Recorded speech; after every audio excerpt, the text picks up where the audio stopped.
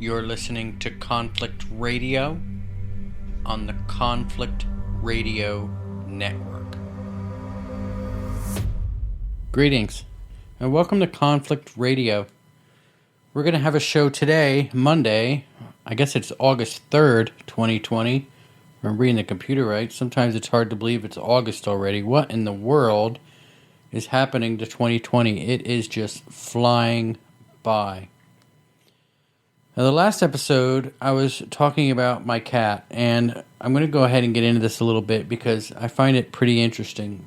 So, I did an interview, it was Thursday morning. I did an interview, and I went down to the vet after the interview to find out what was wrong with my cat, because my cat was just not acting herself. She was very grumpy, very slow, not eating, not drinking anything, not doing very well. Just did not, 3-year-old cat was just not herself.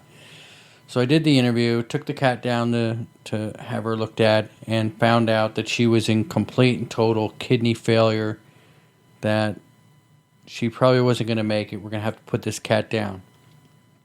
Absolutely broke everybody's hearts here at the house, including mine. It's a very devastating thing to have to go through. We decided to put her down on Monday, granted, to give us the weekend to kind of wrap our head around what was going on. But on Thursday night, after I did the show, finished the show, put the show up Thursday night, and the cat was not doing well at all on Thursday night. Wasn't even wanting to walk. Not eating, not drinking, not wanting to walk. Just barely alive. This cat was just barely alive. And my wife and I are thinking, we should probably bring her down tomorrow. We should bring her down tomorrow and not wait till Monday. We'll bring her down tomorrow and put her out of her misery. And boy, I'll tell you, my wife pulled up this video on YouTube, and I'm going to go ahead and read it to you. It's called Kidney Inflammation Healing Frequency. Binaural Beats star Kidney Detoxification and Healing number GV232. And it's from the YouTube channel Good Vibes Binaural Beats. I don't even know if I'm saying that right. Hopefully I'm saying that right. But it's got 1.3 million subscribers. And my wife played this video over and over and over again, very low, while holding the cat in her lap, playing this video of this frequency. And we went to bed. And she was very we brought her into the bed with us like we normally do. But normally she sleeps in the bed with us, but we actually brought her up there. She wanted nothing to do with us, didn't want us to pet her or anything. She just kind of stood there on the bed looking down, and I thought, oh my goodness, we really thought this cat's not going to make it through the night. And if she does, I'm going to have to take her down to the vet tomorrow. Now, this was Thursday night. So Friday morning I wake up, and lo and behold, the cat is walking around. It's eating. She's drinking. She's not 100%, you could tell, but boy, she's not as bad as she was. So I thought, well, there's no way I'm taking her down to the vet today. Not when she's like this. Maybe we can get the weekend out of her. We had an appointment for Monday anyway. So I thought, well, let's see if we can make it the weekend. And if we can't, I can take her somewhere else. Our vet gave us options to go somewhere else over the weekend. Nope. Every day we woke up, the cat was better and better and better. And I'll tell you, she's running around here now. It is Monday afternoon. We're supposed to go today. And I'm not going to take her down to put her asleep. I don't even know what her levels are. I called up the vet this morning and I said, I'm not coming down there. We need to schedule. Let's schedule for Monday next week, and I'll bring her in to do some more, to run her blood work again and see how her blood works, her blood work looks. because right now she seems completely healthy. She's totally back to normal, just like she's supposed to be, running around. She's eating, drinking, jumping up and down on things, and I have never seen anything like it. My wife still, every night before we go to bed, she'll play this video, this kidney frequency video for the cat, and it seemed to completely, totally turn her around. So that is some great news. I don't know what to think of that. Was the cat even sick? Maybe the vet was mistaken. I don't know. The vet wasn't mistaken, definitely not, because she was not herself. She would literally hide underneath, Thursday night she was hiding underneath the dresser, just, how cats do. They find a spot to go alone to die, and that's definitely what she was doing. And I thought for sure I was going to wake up Friday morning and to a dead cat, and instead I woke up Friday morning to a better cat, and I woke up Monday morning to almost a completely healthy, back to normal cat, which is awesome.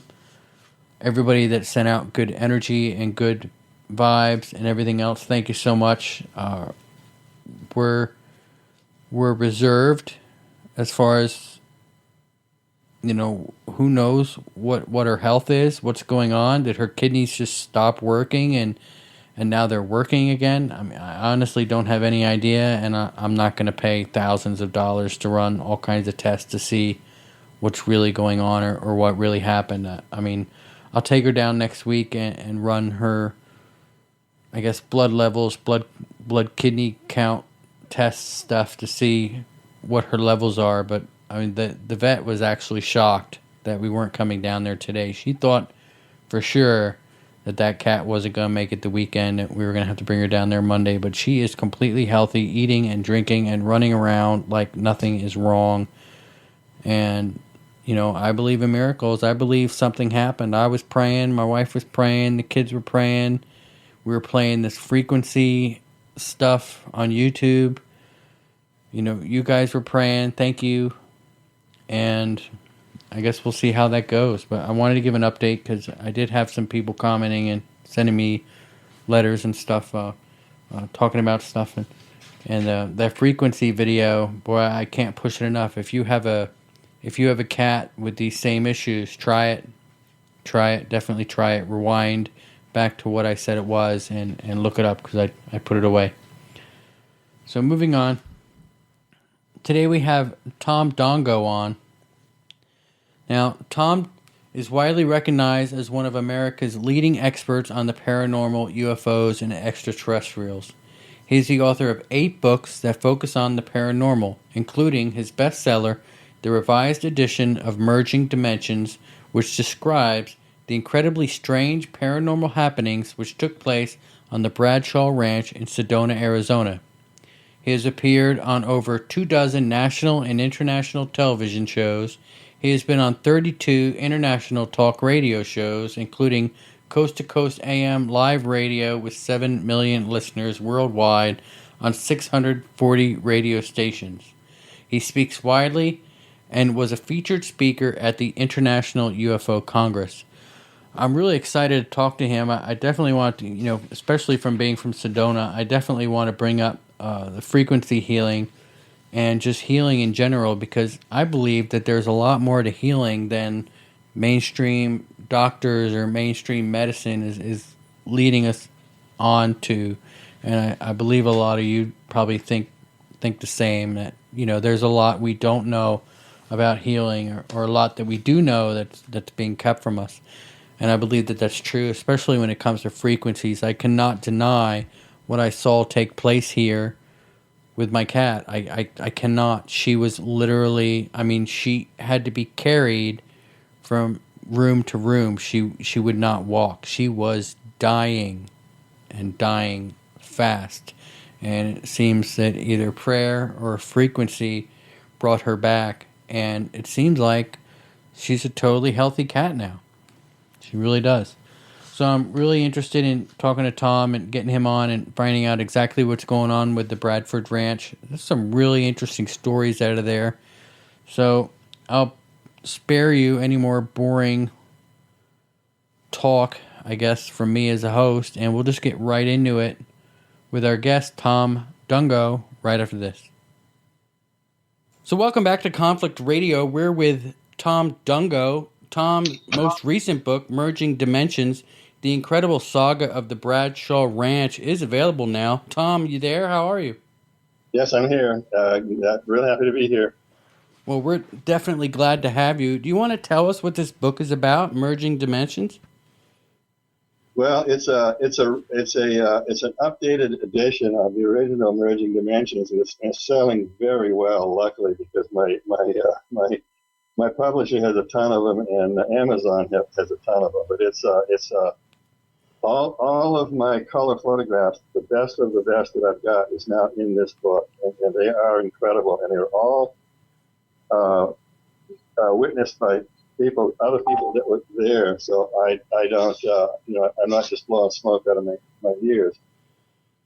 So it's about the Bradshaw Ranch. I spent 4.5 years on the Bradshaw Ranch, and so during that time, the incredible things that we experienced and photographed, I've written here. So it's Merging Dimensions is available on Amazon, or if go to my website, which is tomdongo.com, you can get 35% off from the publisher. That's 35% off plus shipping. So that's just go to my website, tomdongo.com, and there's a link. You can click on the link, and you go straight to my publisher, and then you can get the 35% off on Merging Dimensions. And that's been working very well lately. That sounds really interesting. I did some research on you and Bradshaw Ranch last night, and it's a ranch in Sedona. You've been, I guess, involved with the place for quite a while, right? Well, when I first moved to Sedona, I previous to that, I really wasn't too interested in UFOs or extraterrestrials and that sort of thing. So I guess it was about I got here in '88, so it's about the same time. I heard about strange goings on the Bradshaw Ranch, and I really wanted to go out there, but I didn't know anybody, and I didn't know the Bradshaws. So one day I got a letter from Linda, and I opened it up, and she said she'd heard about me and my reputation and my book. I believe I had 2 or 3 books at the time out then. And so she said, I would like to have you come out and look and experience some of this stuff that's been going on out here. So I was delighted. I had an actual invitation from Linda Bradshaw to come out there. So I think the next day I was on my way out there, and so Linda showed me some of the photographs that she'd been taking, and with her this was back in the 35 millimeter days. It's all we had was 35 millimeter. But she went out one night and took flash pictures, and things showed up on the camera. So I have since learned the camera is about 70% more. Can see more than the human eye can. Something can be right in front of you, you can't see it.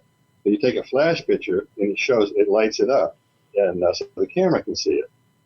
I've got a video that proves that scientifically. So anyway, she showed me the pictures, and they were of orbs, ORBS. Everybody knows about orbs now. Yeah. So yeah, at the same time, Linda Crystal in Pine Bush, New York, the same thing was happening with her. So Linda Bradshaw on the Bradshaw Ranch and Linda Crystal in Pine Bush, New York, pioneered orb photography. And since then, maybe 4 or 5 months later, it's spread all around the world. People are getting photographs of orbs. And, it kind of mystifies me that it worked that way. And I have no idea why, because orbs have probably been here as long as the Earth has been here, and they're living beings. They have a level of intelligence that's maybe higher than what we have, but it's a different kind of intelligence. over the years that I worked with orbs, and some of them are visible, they become visible.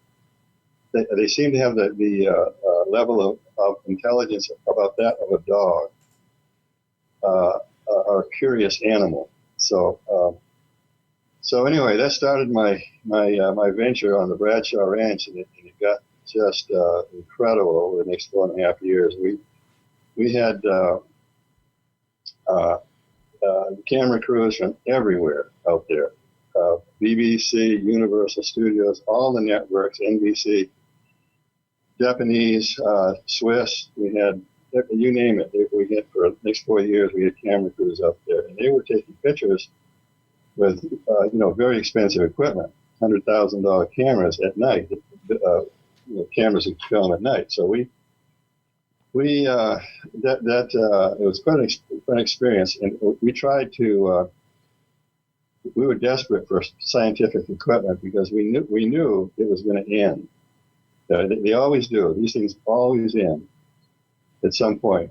Yeah. So we knew that we didn't have too much time. So we asked the camera crews to take their footage back to their bosses and try to get us some serious equipment. All we had was battery-powered spotlights and 35 millimeter cameras, film cameras. Towards the end, after about 3 years, we did have a camcorder that would film at night, and we did use that, but it wasn't very effective because it was all the first one. So anyway, these camera crews would go back to their supervisors, show them what they got, which is incredible, and we told them that we'd give them all rights to whatever they filmed, that they would leave us with some equipment or leave a cameraman there for 2 weeks. And the camera crews got shot down every time. So we ended up using very, very minimal equipment, like the 35 millimeter cameras that we had, but we still we made quite an impact in the world. And the Bradshaw Ranch was world famous for about 8 years during the late 80s and up to about 1996. And now, did you guys do your own developing, or did you have to go to one of those Kodak booths? Well, we would take the film in town and just develop the roll, not prints. It gets insanely expensive if you do that. Yeah. So we would develop the roll and then look at the roll of film through a fluorescent light and see if there's anything on the film, and that's what we did. And we got all my photographs, our photographs that were. We got to be so famous. Were taken in one night, Linda and mine. All these photographs are so famous now around the world, and that have been copied by every camera crew that came out there. Copied. I say, have at it. I'm not. It's yours. I'm not hoarding it. I don't have any ego about this. Take it and you do whatever you want to do with it, but just don't make us look stupid. That's my only thing. Don't make it. And we were lucky because nobody did. But I've had researcher friends that were butchered by TV crews or whatever in that way. So we had quite an adventure on the Bradshaw Ranch for 4.5 years. Now, 4.5 years of witnessing all this stuff, were you ever scared? Good one. That's a good question. Yeah, there was one night. The stuff Linda and I in the beginning, we had a pact. We agreed if these things killed us, we were going to push it to the limit to try to find out what these things were. We were going to do everything we could to push it to the limit to find out what was going on there, because it may never happen again in the world. And as far as I'm concerned, Linda Bradshaw and I and her husband Bob were this sort of thing that happened on the Bradshaw Ranch has never happened anywhere in the world before. I've been doing this for 50 years. I know most of the experts. I know what's going on around the world, and none of it was like the Bradshaw Ranch. So we knew we had to do something. So we we pushed it to the limit. If anything we could do, no matter how dangerous it seemed, we were going to do it. And that's what we did for 4.5 years. And incidentally, Linda's husband, Bob, he was an old dyed-in-the-wool Arizona rancher. And Bob had a disc landed Bob was on national TV twice for this. Paranormal Borderline was one. A disc landed in the front yard of the ranch. There's a big open field in front of the ranch by the old apple orchard, and a disc surrounded by about 100 basketball-sized glowing spheres came over the hill, landed on the ranch right in front of Bob. So he was a believer after that, but he would not come out. We try to get him to come out, and we say, Bob, you've got to see what's going on out here. You've got to see this. He wouldn't come out. He'd stay in the house watching TV. He never once would come out. So anyway, shoot, I forgot where I was going with that. Your fear. Yeah. Okay. Yeah. Right. So we did one night. We actually I do talks to audiences, and I haven't done. Well, I've got a big one coming up. It's pretty soon, but we always get asked that about what was the scariest thing that happened. So this was it by far. The Bradshaws had any dog that wandered on the ranch, lost dog or whatever, they'd keep it. So they had 7 dogs, and the front of the ranch house was all beach sand. The ocean has come and gone here 7 times, so it was where the Bradshaw Ranch is now is at the bottom of the ocean at one time, so there's a lot of beach sand. So the dogs in the summer would dig into the sand, bury themselves in the sand, and cool. In the winter, they'd bury themselves in the sand to warm up. So at any rate, Linda and I were outside one night, and it was after dark, 1 hour after dark. And she and I were both very familiar with the sounds of the desert, bears, javelinas, mountain lions, anything big that would make noises, because the ranch was close to 4 or 5 canyons, and there were the bears, there were quite a few black bears in those canyons. So we heard these growling sounds, strange. We were trying to figure out whether it was a javelina, wild pig, and they are pigs. The javelina, so we were kind of debating it, was it a mountain lion maybe? And so we kept hearing these, and it was, whatever it was circling the ranch. There was a dry creek that pretty much circled the whole ranch. Because the ranch sat in a little valley. It was it was about 50 feet lower there than the surrounding country. So this thing was following the old creek bed. We couldn't see it, whatever this thing was, but we could hear it. It was making these growling sounds and whatnot, and so it got about halfway around on the dry creek, and it roared like an African lion. That really scared us. Yeah, so whatever this thing was, we knew it weighed at least 1,000 pounds. And the dogs spontaneously, instantly leaped out of the dirt where they were and took off full speed towards this thing. And we thought we were going to hear dogs ripped to shreds. So about 10 minutes went by and absolutely nothing happened. No sounds whatsoever. Nothing. And then in about 15 minutes, the dogs all came trotting back, just casually coming back. So whatever this creature was, the dogs were familiar with it. They knew it. So they came back and settled back into their spots in the sand, and that was it. So the creature by now was walking around the south end of the ranch. It was about 150 yards away.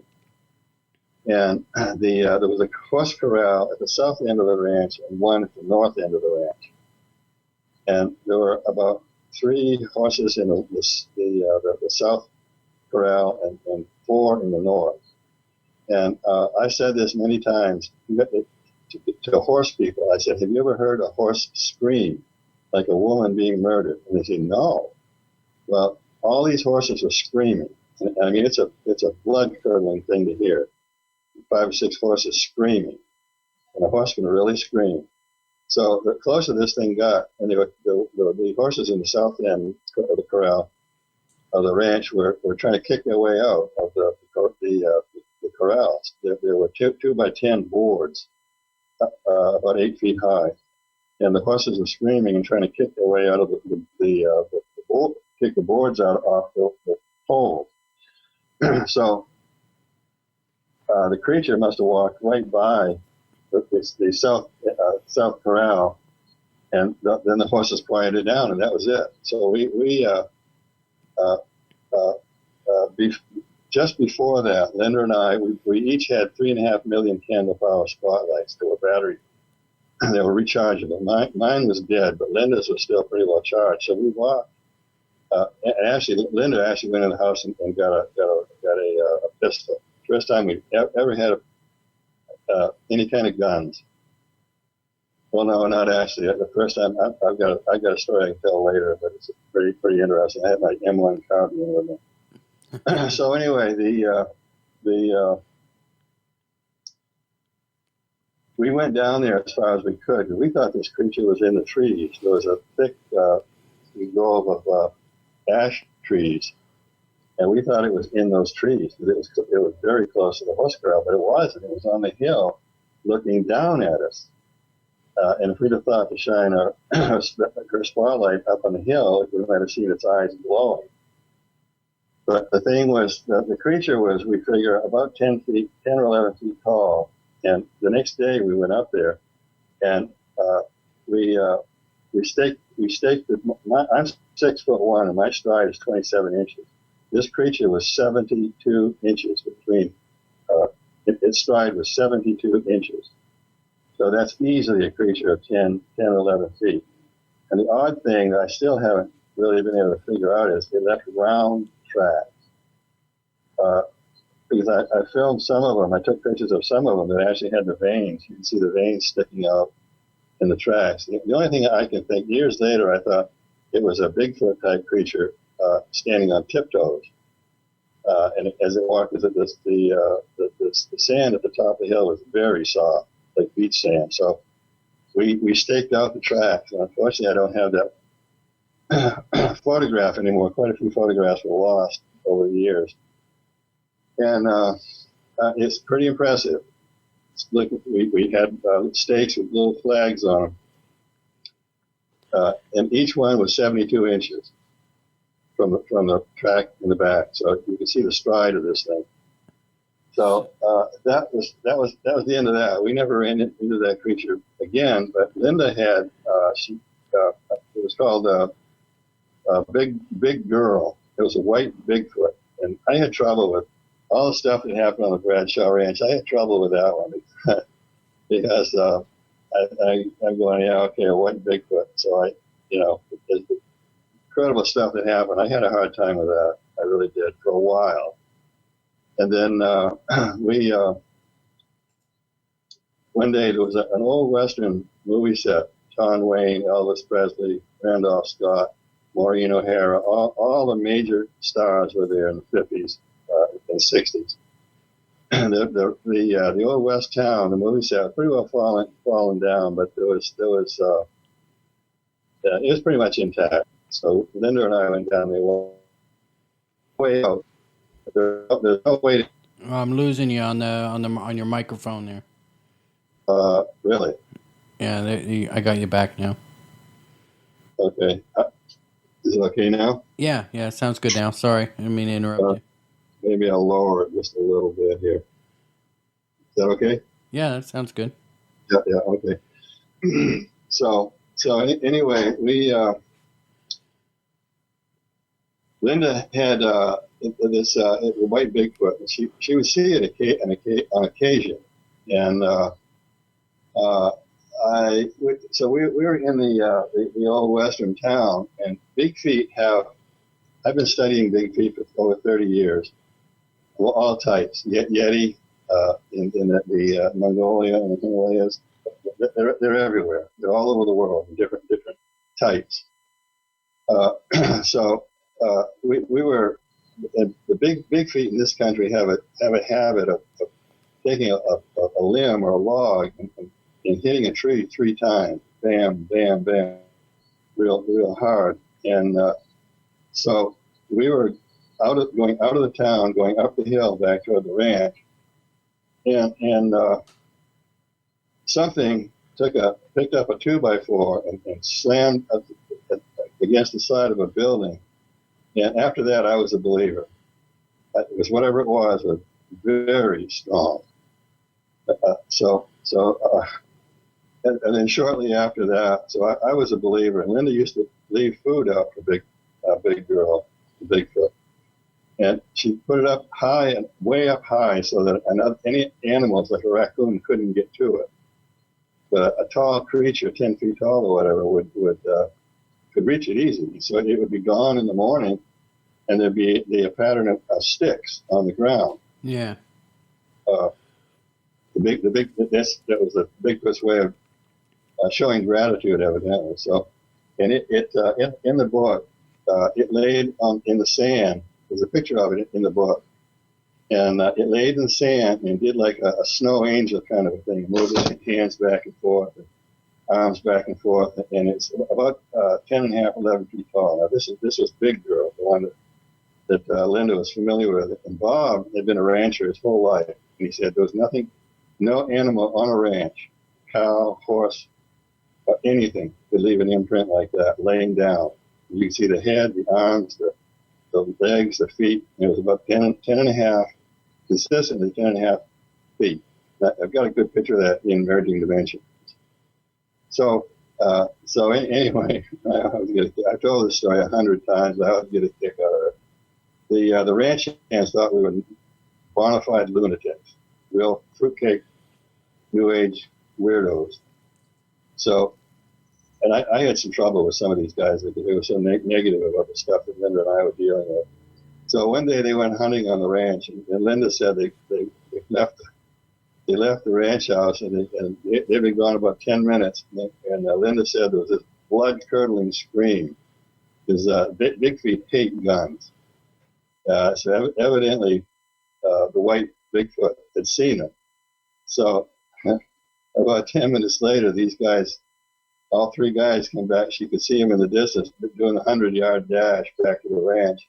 And they burst into the living room, put their guns in the corner, and ran out the door yelling, "We believe, we believe, we believe." So that's a good one. So what do you think's going on there? I guess with the book title Merging Dimensions, you're kind of giving it away. Do you think that there's a portal there where different things are coming in and out from other dimensions?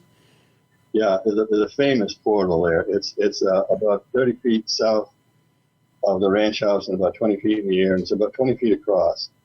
And we could have Linda was good at sensing what came through that portal. And there were times we felt like we were in Times Square in New York because of all the beings that was coming through that portal. And we came to the conclusion they could see us, but we couldn't see them.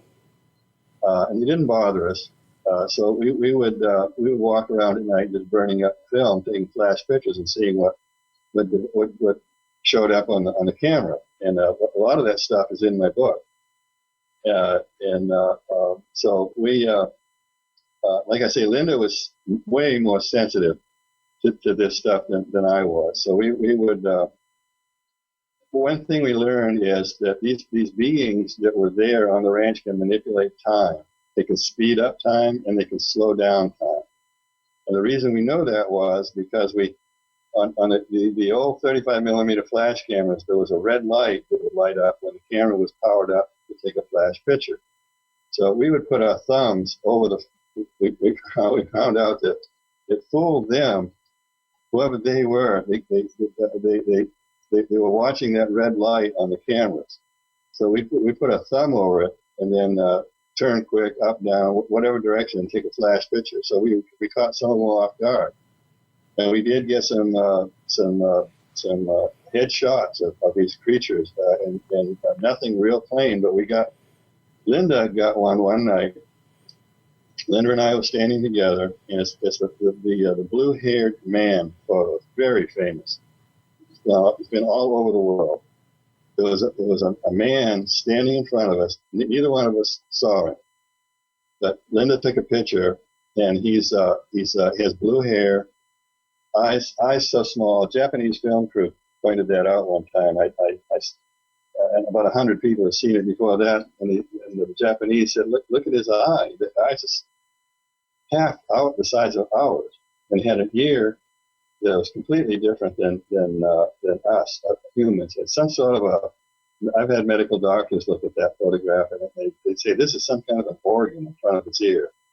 It looked like a big wart, but the holes, there were no holes in the ear, just creases. So yeah, so the blue-haired man photo, that's very famous. It's been everywhere, and that Linda took that. And I have to say that Linda never hoaxed anything. She was a totally honest person.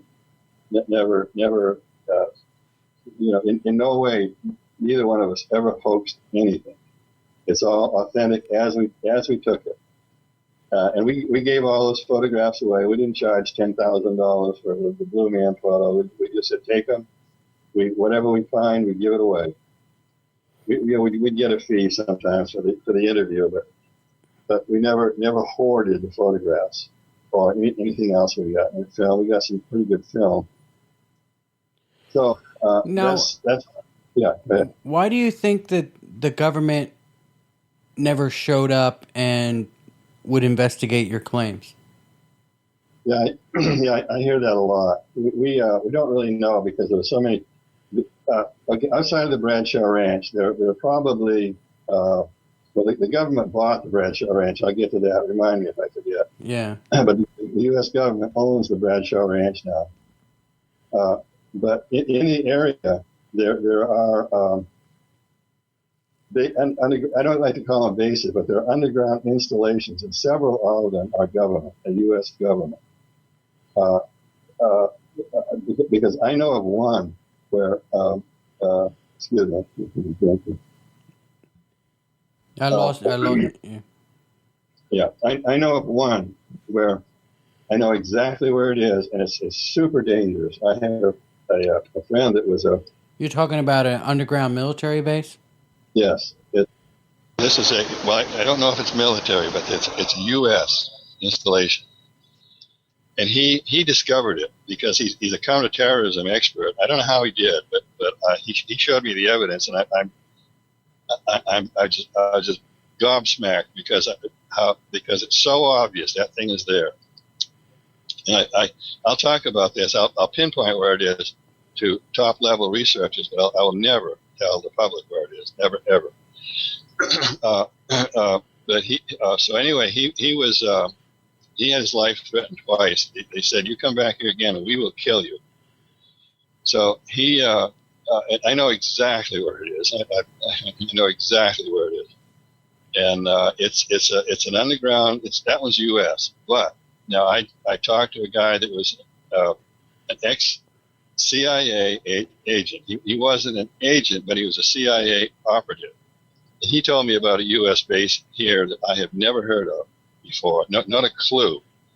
But he said, "Yeah, I've been there." And he told me where it is, but no, I'm not going to say because I don't know exactly where it is, but I got a general idea, and it's in a place where there's hardly any people that go there, plus a few four-wheel drive buffs. It's an enormous base, and it's about 15 miles from Sedona, air miles from Sedona. Maybe not even that much, maybe 10 air miles.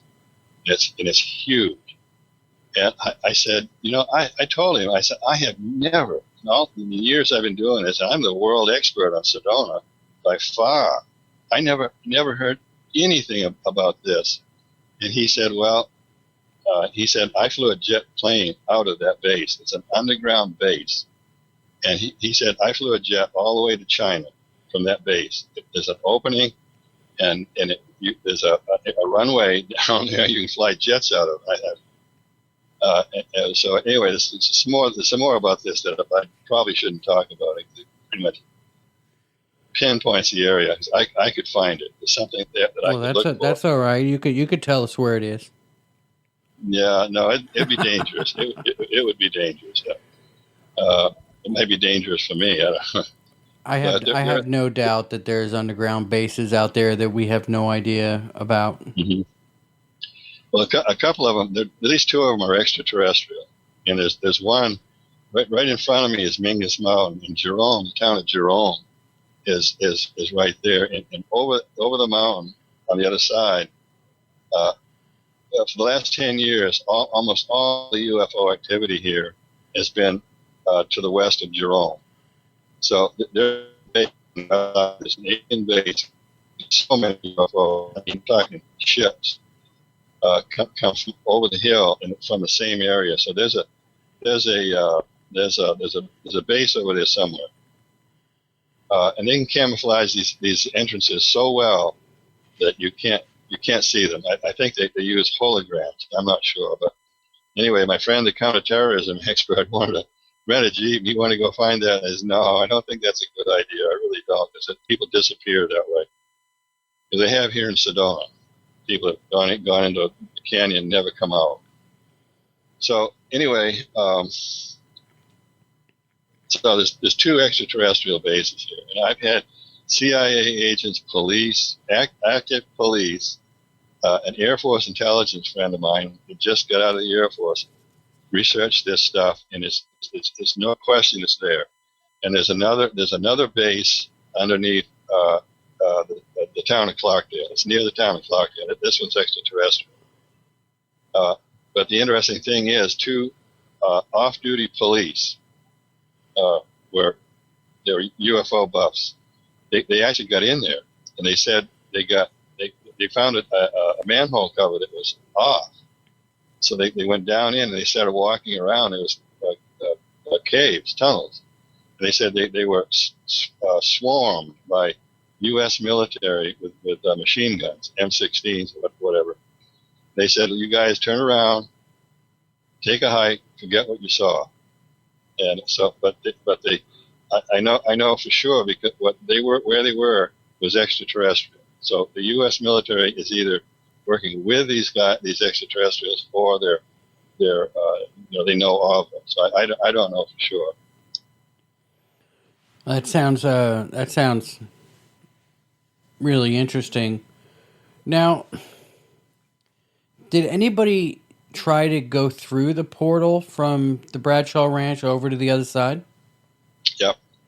There was Ancient Aliens. Was about a year ago. I was going to do a project with Ancient Aliens. It was on this thing, but it got so complicated they gave up. They threw up the hands on the Bradshaw Ranch. And Linda and I were taking photographs one night. And again, all the dogs. There had been a humanoid creature watching us for probably an hour or hours, right by where the old apple orchard was. It's all dried up now. But so suddenly Linda and I think there was a third woman. Boy, I'm starting to forget. But at any rate, there was myself and Linda, and the dogs, again, all of them jumped up simultaneously and charged off towards the apple orchard. And there was a humanoid. And like I say, Ancient Aliens is going to do a reenactment of this. And the humanoid was brown. Everything was brown. Skin, clothes, shoes, hands. Not dark brown, but a tan brown. And it started. It didn't run, but it walked very fast, so that before the dogs could catch up with it. But we had the spotlights right on it. This creature. And it would not turn its head to look to us. It wouldn't show us its face. And so the dogs finally caught up with it. Unfortunately, something distracted us with the spotlights, and we didn't see exactly where this creature disappeared. But there was a yucca bush that was, the being was, whatever it was 5'7", because last we saw it, it was right by a yucca bush. We measured the yucca plant, and it was about 6 feet high. And so the dogs just milled around, sniffing the ground, and then just came back and went and laid down again. So the next day, Linda and I, we'd stick our arms to the spot, and we'd say, "Can you see my arm?" And we didn't want to walk right through it because we afraid we might not come back. But really nothing happened. We didn't have any. If it did disappear in a portal, I'm pretty sure it did. We couldn't find the portal, or maybe it closed down. I don't know. But there were dog tracks everywhere, but there was no footprints.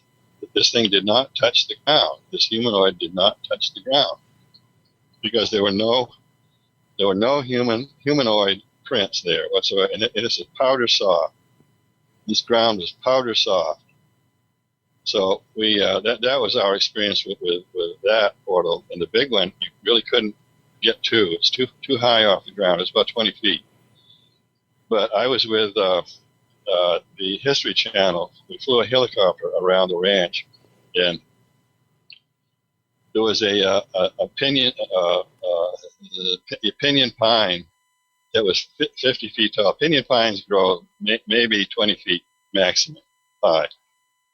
And this one grew 50 feet high, and it was right by the portal. Something had split that pinyon pine, like it was cut with an axe, straight down the middle. One side fell one way, and the other side fell the other way. And so we flew around the ranch in a helicopter with the History Channel a bunch of times filming that. I hadn't seen that before. So, well, that would certainly be one of my top scary moments there. Did I lose you? I can't hear you. No, I'm still here. Yeah. All right. So now you're a remote viewer. Have you done much remote viewing there at the ranch? No, I'm kind of dismayed, bored with remote viewing. I am an expert remote viewer. I'm one of the best. And how can I say that? Because I know government remote viewers. I've worked with them. I have friends that were on the original remote viewing government team. And I can sit and we can talk straight across about remote viewing.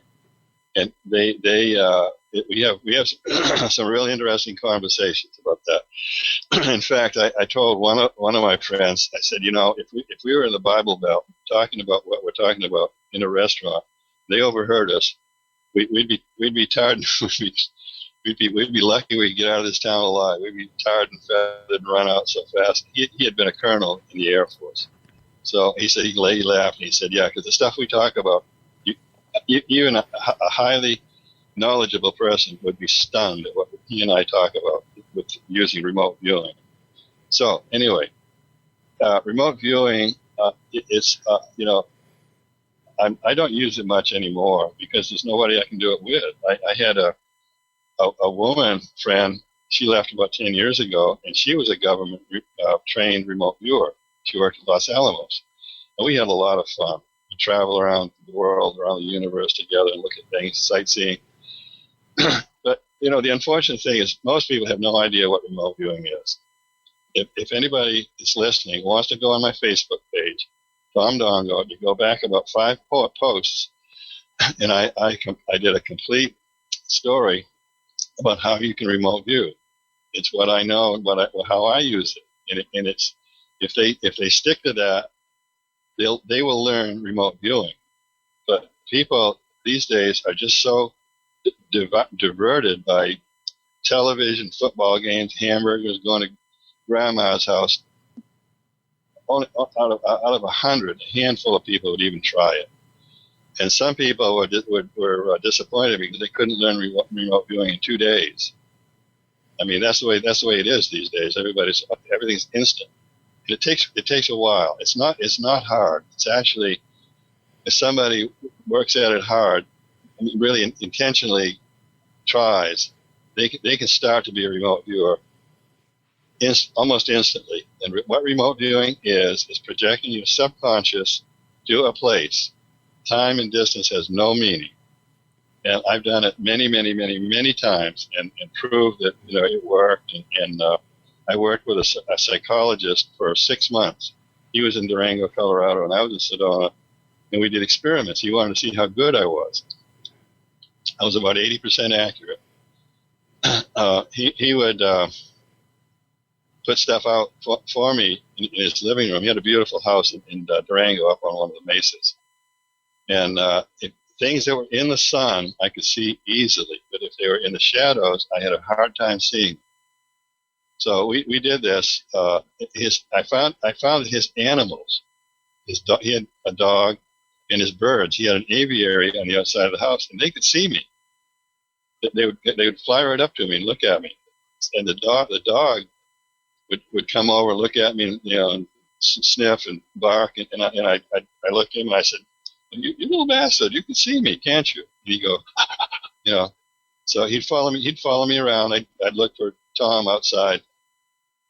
He had a big garden out there, so I'd look, and the dog would follow me. So the animals could see me. I must have looked like a ghost to them. So anyway, remote viewing is an incredible thing, but I'm getting bored with it because nobody seems to be interested. And what I do with it is incredible. I can talk to extraterrestrials. I can prove it. I've done it with government remote viewers, and it's not hard to talk to extraterrestrials. They Well, Tom, it's all telepathy, isn't it?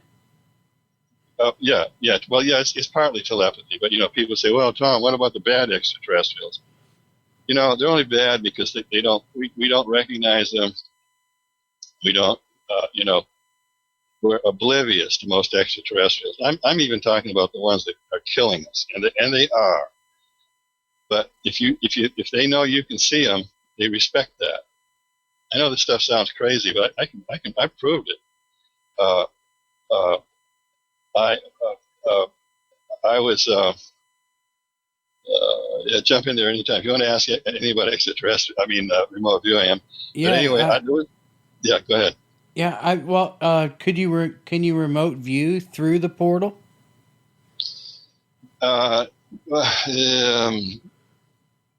People ask me that a lot, and I don't do remote viewing full time, but yes, I could, but I never have. I've never tried. Okay. But I would see things. I had an offer about a year ago. This was through the U.S. government. They had and just today I watched on the internet. It blew me away. They were talking about what I was told a year ago. The government has a machine. They can go ahead in the future and they can go back in the past and take photographs. But this particular machine needed a woman she had to be the catalyst. So I was invited to be a part of this, and I said, "Well, sure, lay it on me. I'm ready." But they never got back to me. But you can go into the future. Well, a remote viewer can do it anyway.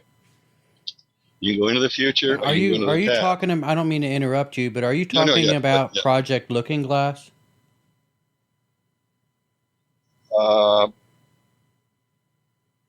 I think so. What is that? All right. Project Looking Glass is supposedly being used by the United States government to look through the future and see possibilities on different things that they do. Like they're able to say it's a like a quantum computer that they got, and what they do is they'll type in a scenario and then they can look and see what that scenario ends up for the future. Yeah, I've read about Looking Glass, but it's probably the same thing I was just talking about. It's in the same department. Yeah, it certainly sounds like it. Yeah, it does. Yeah, I have friends in the government. Most of them are retired intelligence officers. Something just popped into my mind, so I'll mention this. About 10 years ago, I was asked to come to a hotel room in Sedona, and there was some military people wanted to hear me talk. They wanted me to talk to them. I was paid pretty good, so I said, sure. No. He said, bring your photographs. I have one of the best photographic albums in the world of strange things. And so anyway, they were Army counterintelligence agents, about 15. And I'm the guy that organized it. I think he was a colonel. So I'm thinking, why does some low end schmuck like me? Why would they? So anyway, I did my talk, and they were dumbfounded. I mean, I'm talking about active military counterintelligence agents. This is 10, maybe even longer ago. But they looked at they all crowded around some of my photographs, and they didn't tell me why they were so fascinated by my stuff, but they were. And there was one particular picture. I wish I couldn't see which one they were dumbfounded by this thing, that I had a photograph of it, whatever. And I tried to see which one it was, and I didn't. But it must have been, they must have been hearing about it, but I had a photograph of it. So they recognized it in your photo. Yeah, exactly. So, and unfortunately, I don't know which one it is. And I've had some of my photographs stolen out of my album here in where I live, and some of them they didn't take them all. I was thinking, I was saying, if somebody's going to steal my photographs, why don't they just take the whole damn album?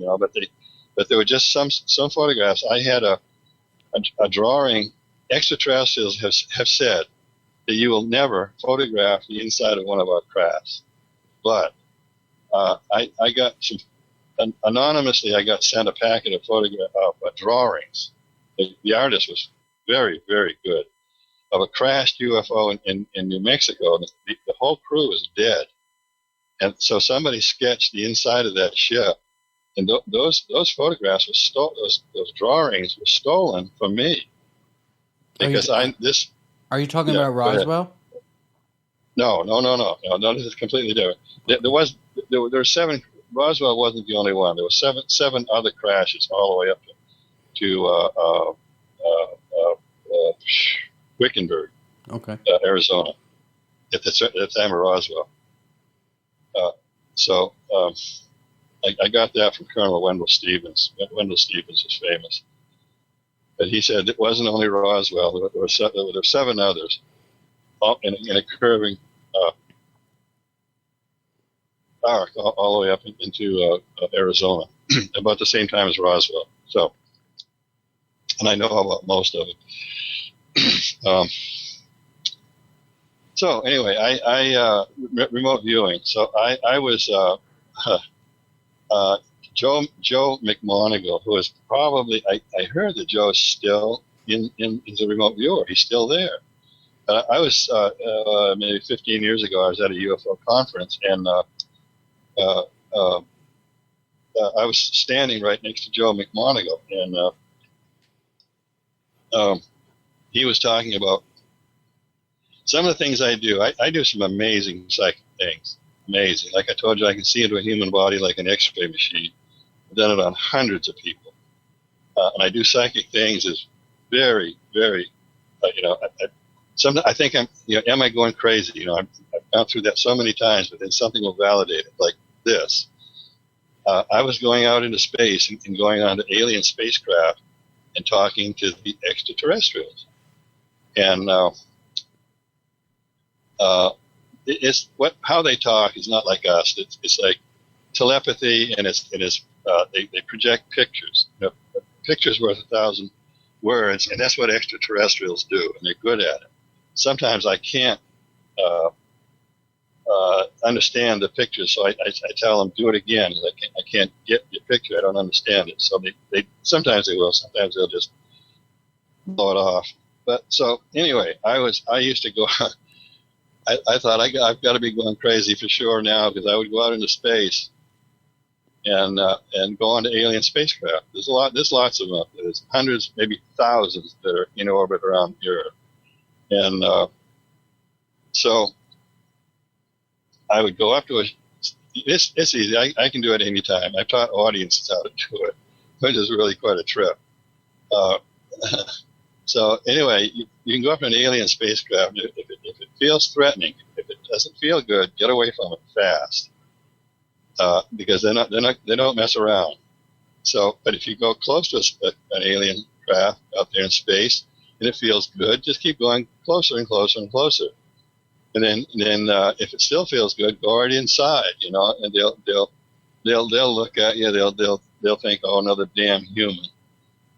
So I'd go around the ship, look at everything, look at them, and a couple of times I've asked telepathically, pictures, would you stand still and let me probe your mind? And these beings, some of these beings are millions of years ahead of us, so I couldn't. I've lost this ability to probe minds. I was in a bad car accident 18 years ago, and I lost a lot of my abilities, and this was one of them. I can't probe minds anymore. I used to be able to do it in 5 seconds. So anyway, I would have the extraterrestrial would stand still for me, and they kind of, they humorously would let me do it. So I got a bit of an idea about what extraterrestrials are like. So come to find out, Joe McMoneagle was doing the same damn things when he was in the government. But the thing, Joe he went on an alien spacecraft. They warned him don't come on this ship, and so he didn't leave. So they said, we've warned you 3 times to leave this ship, and then they put him in a box. They wouldn't let him go.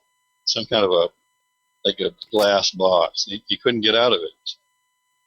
He said he was terrified, and I can imagine. I find it really funny that he stuck around after they wanted him to leave. Because I learned early on, if they don't want you around, leave, get away, because they don't mess around. They mean business. They know how to play the game. So anyway, they can zap you. Well, they use their power. Extraterrestrials have mind power that we don't have. They don't do stuff with their hands. They do it with their brains. They can create with their brains. I mean, like we do with our hands. Yeah, I was hearing somewhere that aliens can manipulate atoms to form the matter that they want. Yeah. If that makes any sense. No, yeah, that's probably perfectly right.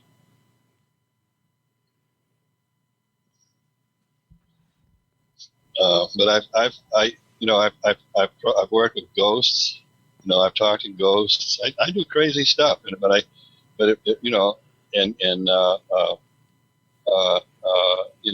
studied Bigfoot, and I studied dogmen. I spent a whole year studying dogmen, and I've remote viewed them, and they're very, very scary creatures. And there's lots of them in this country. They're mostly in the Midwest around the Mississippi River, and they're very dangerous. And dogmen are werewolves. That's what they are. The worst ones are in Texas, dogmen. All right. I wanted to ask you, we only got about 5 minutes left in this segment. I wanted to ask you what the inside of their craft looks like. Can you describe it to us?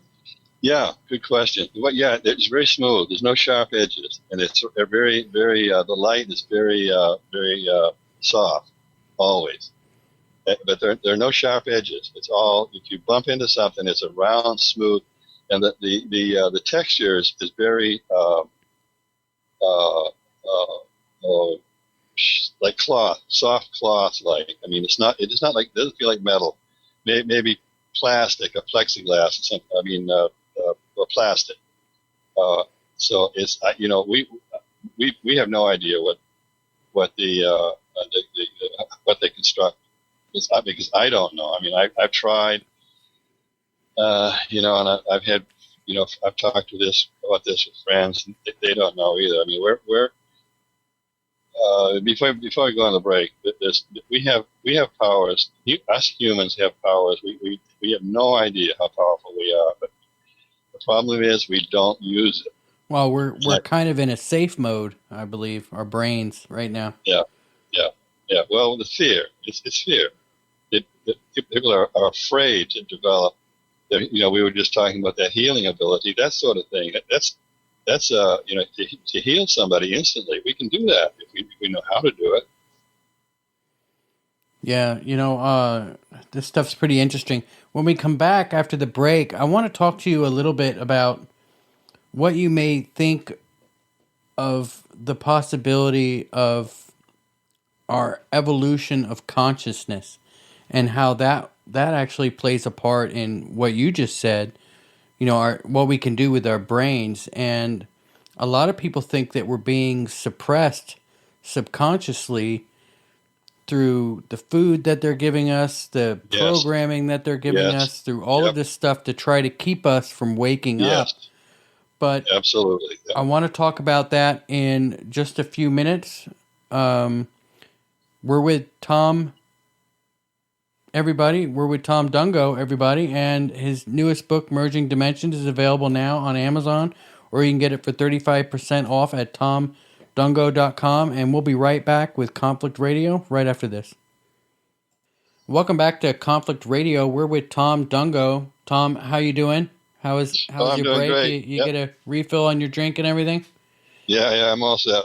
All right, I wanted to talk to you a little bit about, I've been, and I'll go ahead and tell you, I've been doing this show for a little while now, and it seems like every show I do, every mystery I delve into, it all comes down to our consciousness and how it's being suppressed, probably purposely.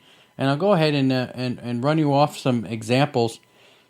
A lot of discoveries of the old giants and that sort of thing that were discovered back in even in the 1800s was suppressed, and this goes back to the Rothschilds were suppressing a lot of the ancient information that we found.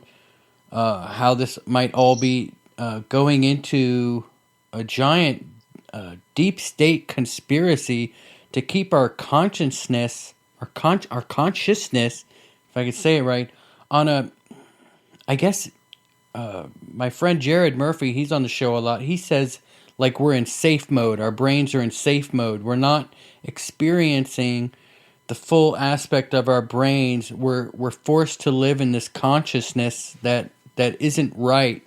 What do you think of that theory? Yeah, that's the question of the day. I'll tell you right now. I've been mulling that over lately myself. There's something seriously wrong here. I don't know. There's something that's controlling us, and has been for thousands of a long time. And I've tried to close in on it, remote viewing, and I can get close to it, but we're being manipulated. We're being orchestrated. Something is messing with us big time. Keep us bickering and fighting with each other so we don't progress towards the proper goal that we should be progressing towards. When Charles Fort, F-O-R-T, in 1921, I've gone back to this 1,000 times.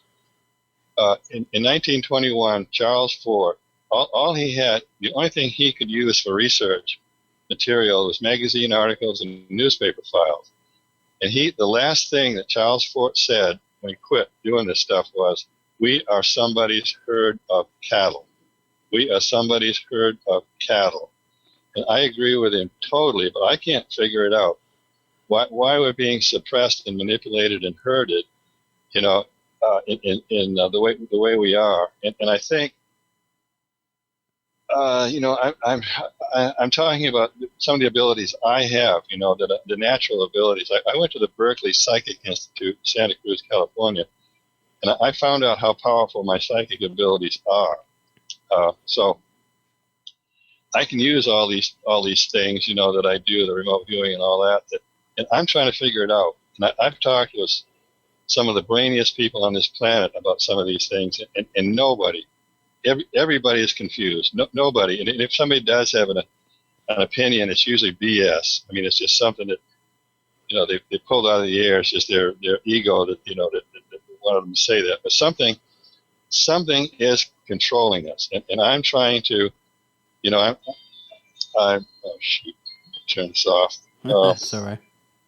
Yeah, shoot, forgot about the cell phone. That's all right. Take your time.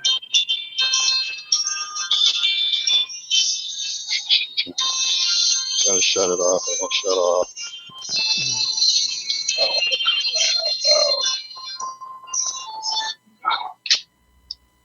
Shut it off. Yeah. So something. I'm pushing 76 years old. I ain't no spring chicken no more. But something is manipulating us, and I'm damned if I'm gonna find out who it is and what it is. At this point, I gotta shut this phone off.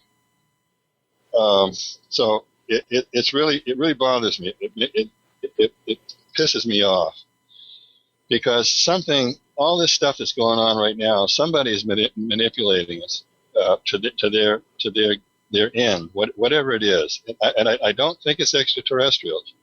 I really don't, because people say, "Oh, it's the reptilians." Well, I'm not so sure. I think there's something else that we don't understand. We can't put our fingers on. So it's like the Rand. I think it was the Rand Corporation about 30 years ago. I mean, this is how I don't want to say people are stupid, but yeah, I'm going to say people are stupid. They're unaware of what's going on around us because I think there's been so much going on around that keeps people oblivious, and it's going to be our doom now at this point, unless, like I say, with remote viewing, I wish I could train hundreds of remote viewers, because they could go out there and they could find out with the remote viewing ability what it is, and as teams they could do something about it, and they'd be protected. They wouldn't be because they're able to do that, they'd be protected. So I don't know what it is, but the Rand Corporation. So the corporation, years ago, they got together, all these brilliant people, think tank, and they said, well, if we go this way, then the herd of sheep will go that way. If we do this, the herd of sheep will go that way. And that's exactly what's happening right now. I mean, what's happening right now is the Communist Manifesto, and it's working. They're doing it's exactly everything that's in the Communist Manifesto to turn this into a socialist country is working. So what makes this work? Where's the power? Where's the mind power? And that's what I've been mulling this over for weeks now. Well, that's Project Mockingbird, obviously. Yeah. Well, there's so many things. But anyway, yeah. I'm trying to remember Mockingbird. My brain hard drive is. I'll go ahead and just say it, because there might be some listeners who don't know it. Project Mockingbird is actually a program created by the CIA, and that goes back to the 30s and 40s, where they were using the news and television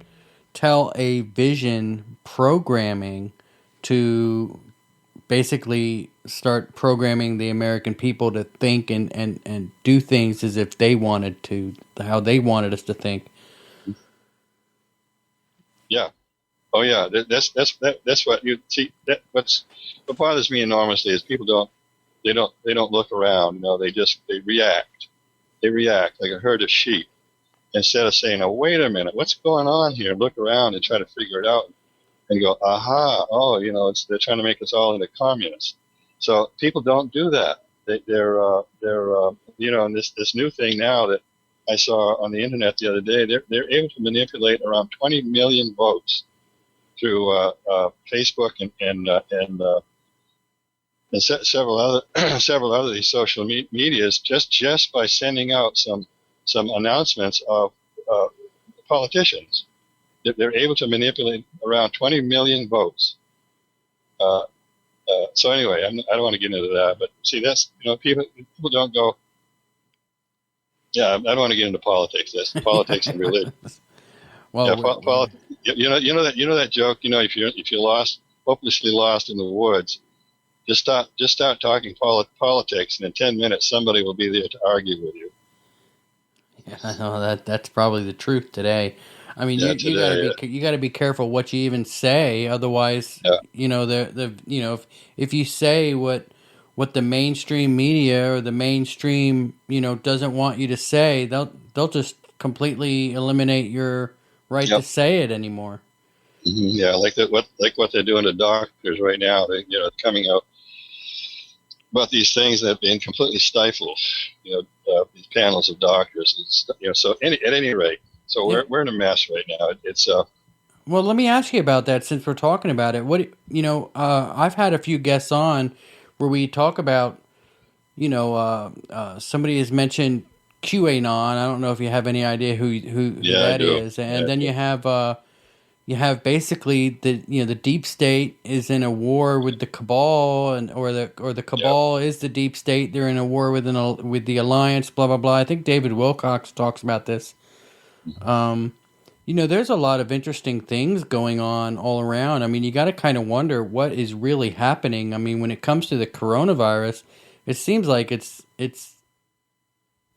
just seems like it's political in nature. It's not real. And I'm not saying it's not real because it's obviously real, but Right. it just seems like so much of what's going on isn't real. What do you think about all that? Well, it's orchestrated. We're being manipulated. It's intentional. So who you can't the Democrats right now are doing some pretty insane things that are very destructive. Don't bring it. I'll let my city burn because people want to. That's a good way for people to vent their anger. I mean, that's crazy. So the federal troops don't come in. So what's the reasoning behind that? I mean, and it's as old as I am, I know how thinking was when I was a kid. It's completely different now. If you went back 50 years and talked about some of the things that are going on right now, they wouldn't believe you. They'd say, you're crazy. There's no possible way that can happen in this country, but it is. So somebody is manipulating us, but who? Is it some kind of a demonic thing? I study Santeria and voodoo, and I kind of try to put all this stuff together because we're being herded like sheep right now, and I don't. The thing of it is, everybody's confused.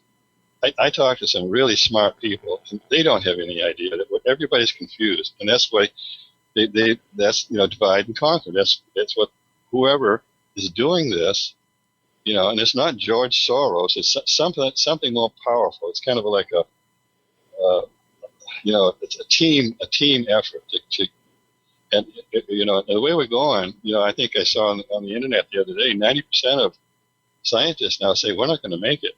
This planet's not going to make it because of the way things are progressing. The overpopulation and whatnot. So we're in deep trouble right now. So, but okay, getting back to remote viewing. I get really frustrated with this stuff. 4 or 5 times in the past, I've just said to hell with it. I quit.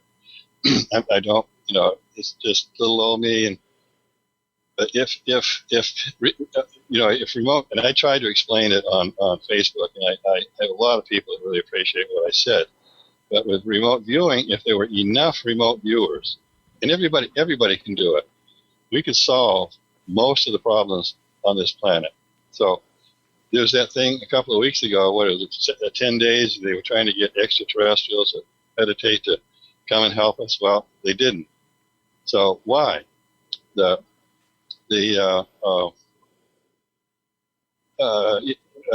Okay, so I'll get back to this. I'm able to talk to extraterrestrials. I've done it a lot.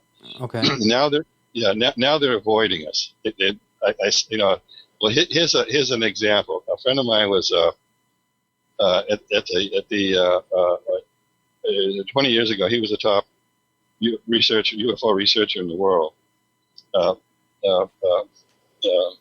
Bill, shoot, I can't remember his name. But anyway, a friend of his had a face-to-face encounter with human extraterrestrials. I've interviewed about 12 people that have spent time with human extraterrestrials. There are about maybe 14 different species, races of human extraterrestrials. Now, what do you mean? What do you mean by human extraterrestrial?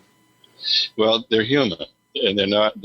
But they're from outer space.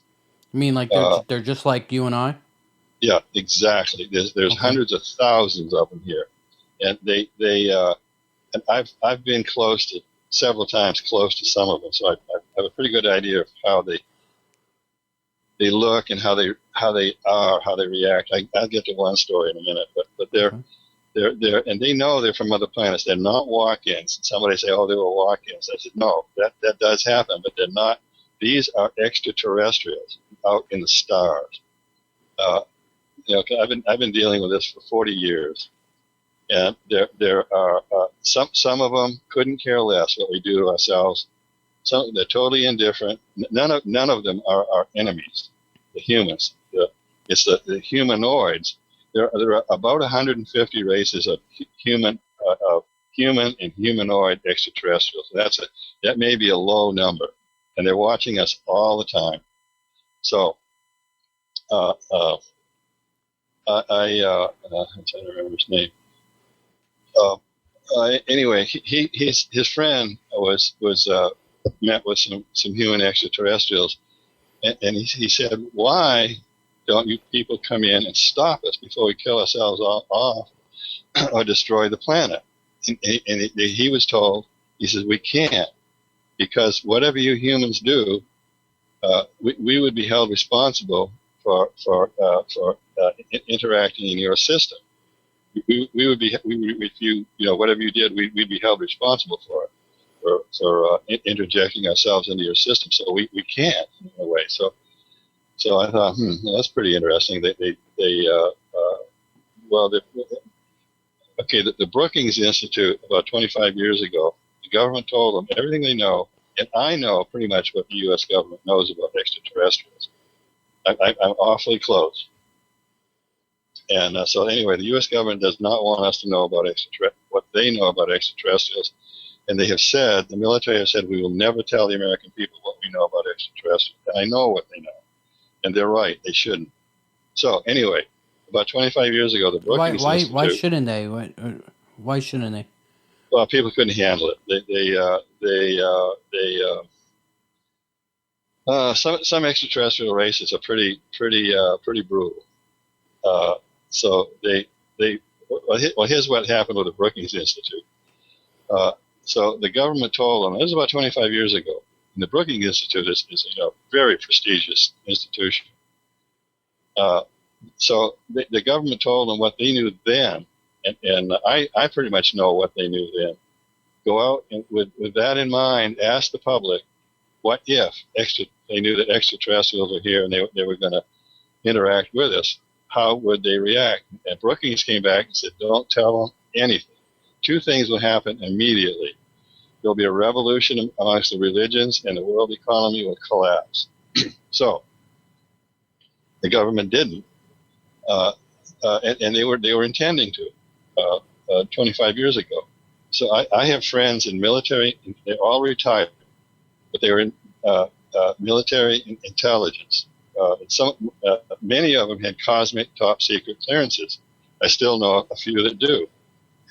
That's the highest you can go, is cosmic top secret. So I'm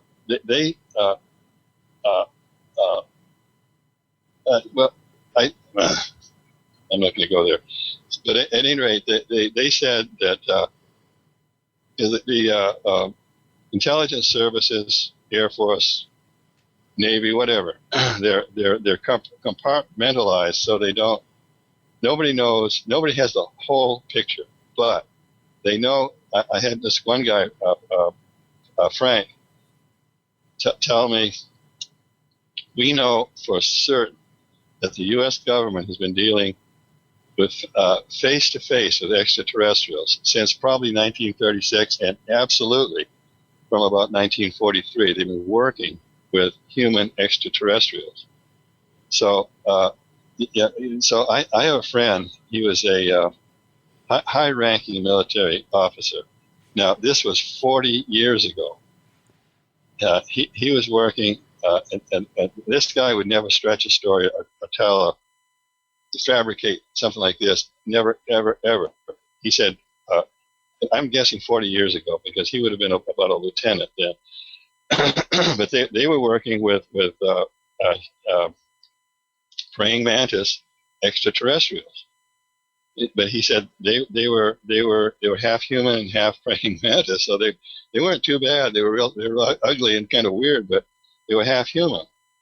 And I think it's David Jacobs now has been doing an enormous amount of research on hybrids, human extraterrestrial human hybrids. And he says, I'm sorry, you said that's David who? I believe it's David Jacobs. Okay. Sorry. David Jacobs. Yeah. He was just on a big interview show about a week ago. He's done an enormous work with human extraterrestrial hybrids. There's human extraterrestrial hybrids and extraterrestrial human hybrids. In the beginning, this stuff really gets crazy, but I've researched it all. I know people that were dealing with this way back then.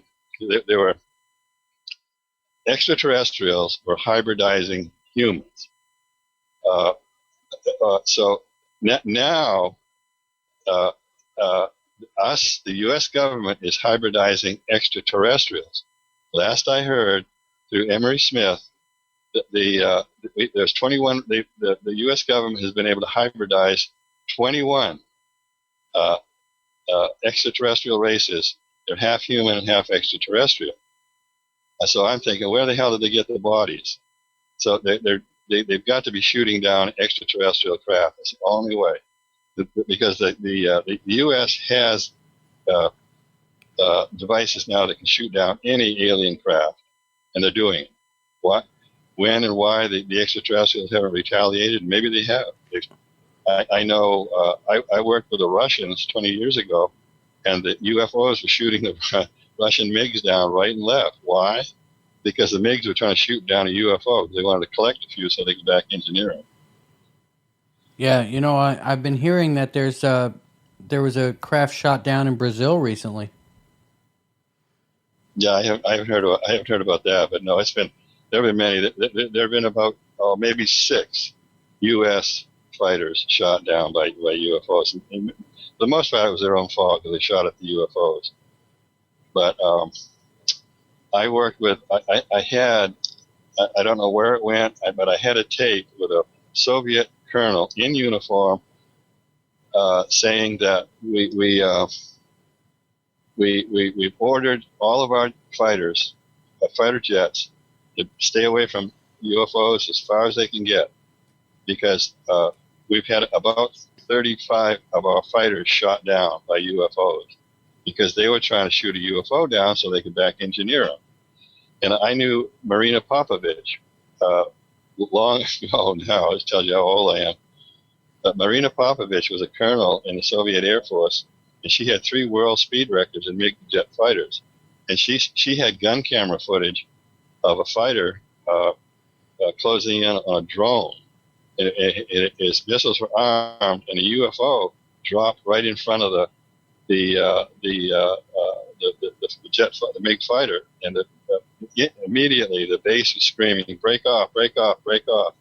Return to base!" Because the missiles were going to fire on the UFO, and it was very convincing footage. I can still see it in my mind, and this was 20 years ago now. Yeah, you really got to wonder what's really going on. The only thing that I can really think of is that they're trying to suppress us to enslave us. I mean, what else could it be? Yep, I agree. I totally agree. That's why they get us obsessed. They get us obsessed with matter, with collecting matter. It's in the actual realm of what our consciousness is supposed to be. Matter doesn't mean anything. It's worthless. Right. Yes. Yeah. Perfectly said. No, I agree 110%. We need to. and instead of ride around in a new Corvette, we need to explore the mind. We need to perfect what our minds are, and I know what they are, and I know what we can do. Humans have powers we can't even begin to realize. Why? Because I've seen them. I've seen them work, but somebody is suppressing this. And okay, going back to that, we humans didn't evolve. We were introduced about 50,000 years ago by extraterrestrials on this planet. I'm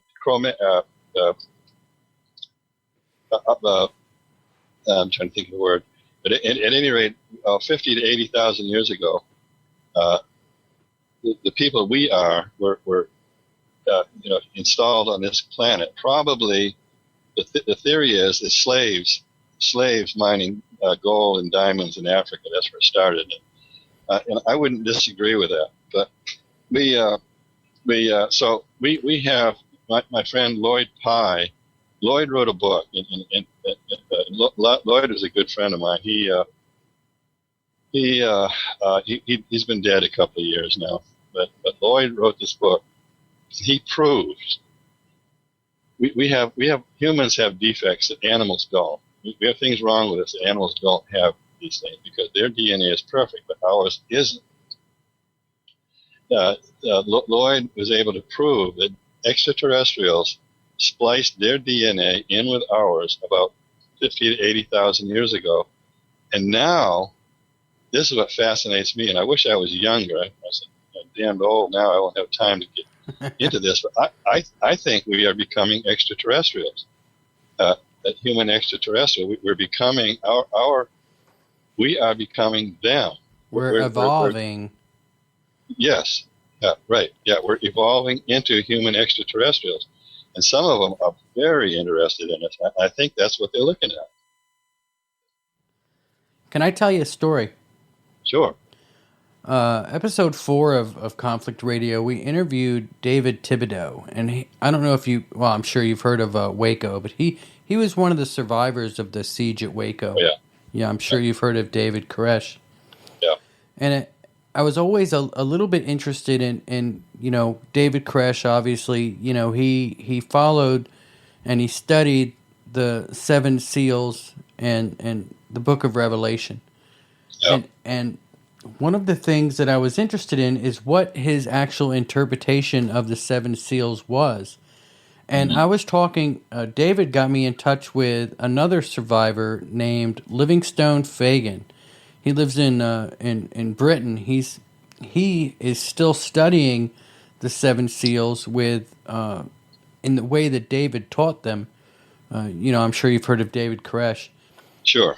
So I was interested in talking to him because I wanted to get him on the show to interview him about what actually David Koresh was teaching in his 7 seals of teaching, and according to David Koresh, the 5th seal was opened the day they raided Waco, and basically what that means is that Waco burning down lit a fuse, and what happens is that there's going to be a major event, and just before they open the 6th seal, from talking and you guys on Conflict Radio, we're going to have him on very soon, and we're going to be talking about this, but I'm kind of giving you a preview because I've talked to him before doing the show. But he says that what David Koresh was teaching is that the opening of the 6th seal is actually the evolution of our consciousness to experience things in a more fully capable way, just like our ancient ancestors did thousands and thousands and thousands of years ago before we were suppressed. Now, Tom, you're one of the most knowledgeable people that I know that I could talk to about paranormal things, just anything paranormal. And I want to get your thought on the fact that what do you think about religion and how that all falls into this, and how it could be possible that, as far as David Koresh and Waco is concerned, that the sixth seal is actually an evolution of our consciousness to be more of the human that we're supposed to be. Did you follow me? Yeah, I did. The thing of it is, I bypass religion, all that stuff, because it just clutters up your mind. So I go straight to the core, right? I've always done that. Uh, take the bull by the horns, that sort of thing. Yeah, I suspect, using the abilities that I have, in 50 years of talking to some of the smartest people on this planet, and all kinds of things, that we are on the verge. Something does not want us to emerge into the new human, what we can really be. And and I'll be damned. If I could do everything I can to help this along, because we're being suppressed. I mean, because the abilities that I have an inkling of what can be done, through remote viewing, particularly because I am a master remote viewer. So I see some of these other things. I see the possibilities, and could a group, be trained or whatever, that could be, like the 100th monkey thing, right? That starts the fire. Somebody has a realization and it spreads around the world like a flash. And suddenly everybody's emancipated. I think that's absolutely what's going on right now. But something doesn't want us to know. I'm trying to figure it out, and I have literally talked to some of the most intelligent people on this planet. And they are, most of them, unfortunately, were linear minded. They were focused in one way or another. But I'm not. My brain takes in everything, so I can take everything I know and form it into a picture, a process. So I don't. The seventh seal. Yeah. Well, I think it's basically right.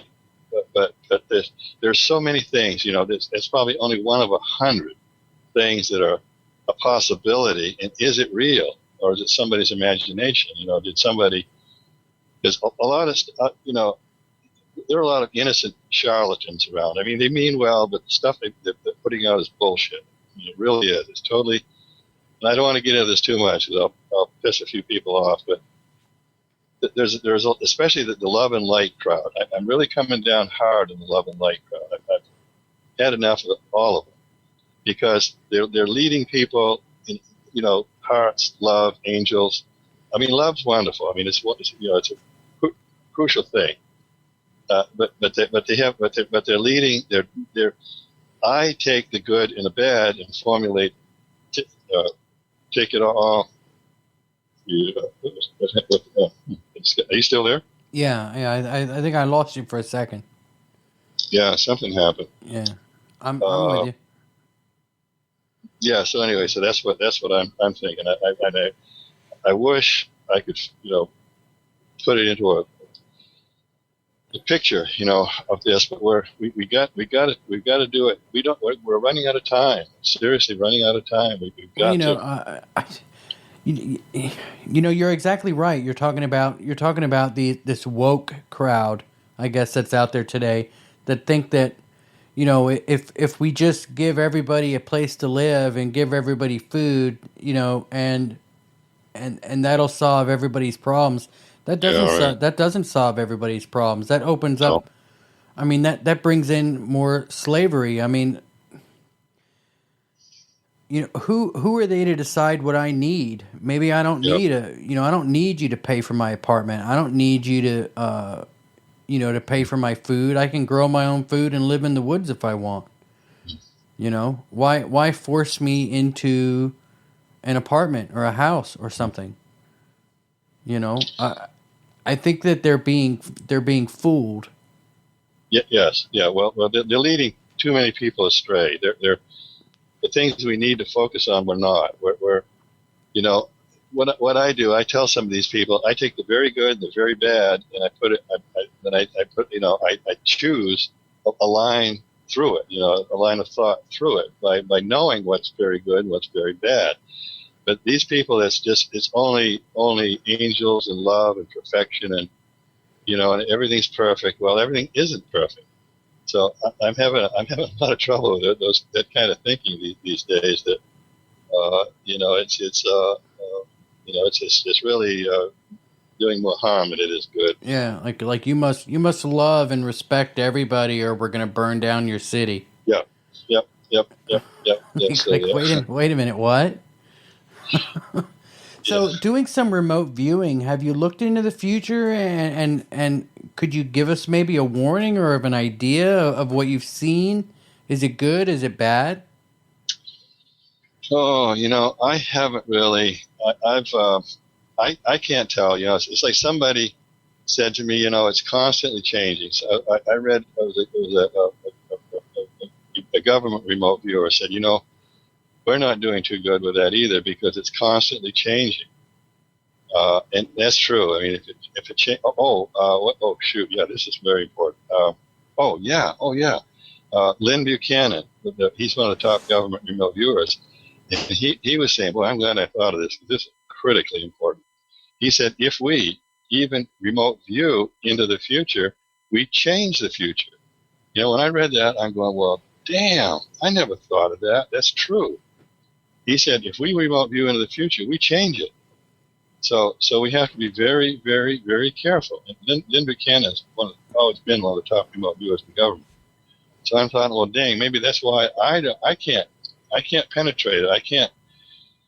I just see such a cacophony of stuff happening out there that I can't formulate any kind of a good or bad, an outcome in the future. I haven't been able to see anything. So this is where you sit with, and I have done this, and you sit with a room full of extremely good remote viewers or psychics. I've done this with psychics. Like I said, I have an amazing psychic abilities, and you all focus on it, and then come to a consensus about what you're seeing in the future, and it's probably fairly accurate, whatever they see. So I don't know. What I think that from what I can just surmise, things are going to get really rough around the time of the election. I mean, I'm talking rough. And the dust is going to settle probably somewhere around next February. Things are going to settle down, but it's going to be, from what I see by looking into the near future, around the time of the election, it's going to be really rough in this country. Yeah, it seems like we're being set for a civil war in this country. What are your thoughts on that? Yeah. I think we're days away from civil war. All it's going to take is somebody in Austin to start shooting, and then the military is going to have to start shooting back, and a bunch of people are going to get killed, and that's going to set off that's going to light the fuse. And where it goes from there, Trump must have a plan. He's got the brains, he's got the thinkers. That they if we do this, they're going to do that, and if it does happen, then what are we going to do? So hopefully they've got a plan, because civil war is awfully close right now in this country, awfully close. Well, if it is a Trump versus the deep state world, from what I'm hearing on the Trump side of things, is that the game's already over for the deep state. Like on a chessboard, the deep state has 6 moves left till checkmate, and the only thing that's going to keep the deep state from losing is a mistake by Trump. So yeah, or an assassination. No, I agree with that 100%. They're on the run for the first time in history. So if Trump, and you can just see the panic out there. I mean, yes.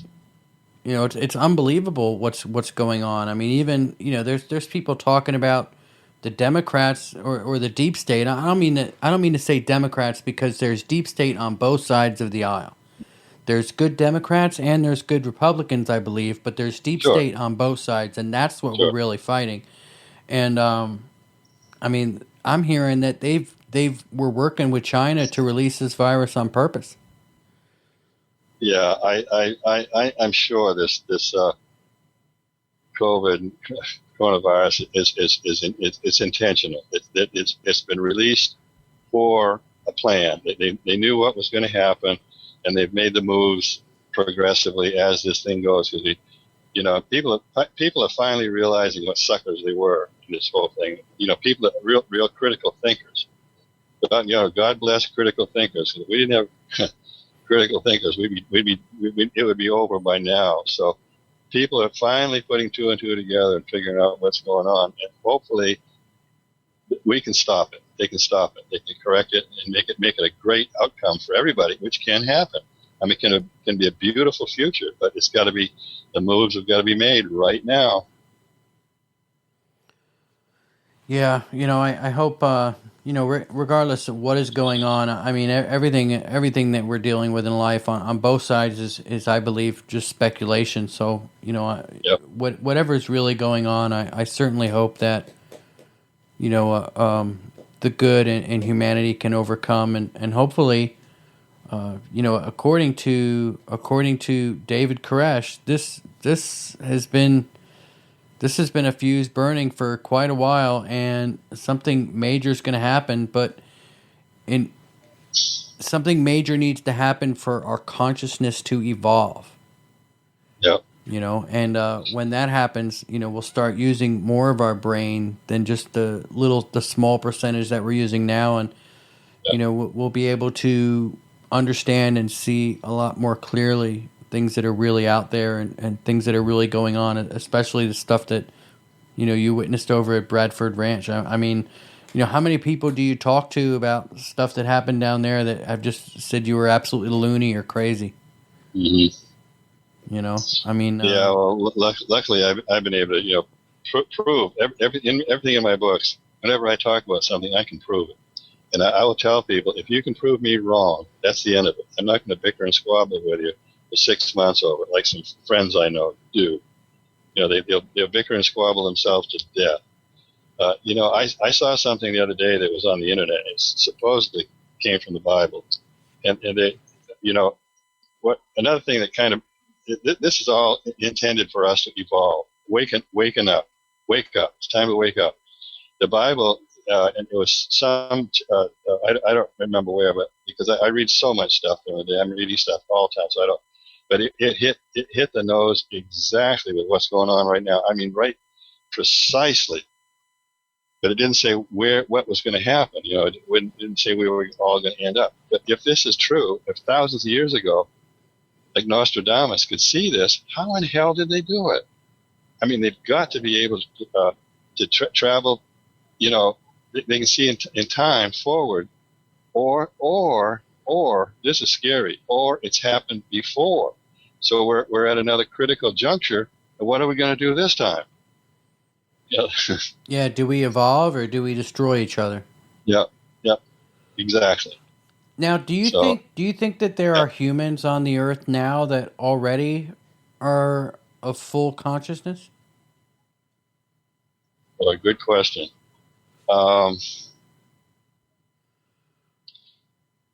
Probably, but they probably be living in a hut in some poverty-stricken country, or in Tibet or somewhere, and they just don't. They've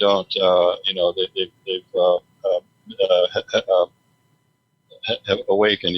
They're fully conscious. But I don't know. I've never run into any. It's like, because I've got a way of interrogating people.